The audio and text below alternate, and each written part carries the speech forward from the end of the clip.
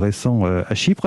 C'est un discours constant du chef du Vatican, quitte à agacer les gouvernements européens qui mettent en œuvre, eux, des mesures à des degrés plus ou moins forts pour limiter les flux migratoires. Tant pis, il va continuer quand même comme ça dans cette démarche, le pape François, en faveur des migrants. Écoutez, je crois que sur ce sujet-là, comme sur d'autres, le rôle de l'Église, c'est d'interpeller, c'est de dire des convictions fortes, en particulier de fait l'accueil de toute personne, sans distinction, et de secourir ceux qui sont en difficulté.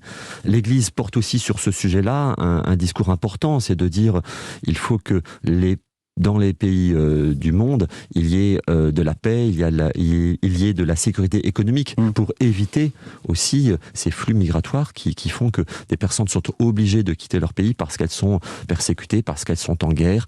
C'est vraiment par un chemin de paix, c'est la paix aussi de Noël, qui fera que ce chemin de paix, que les personnes pourront rester.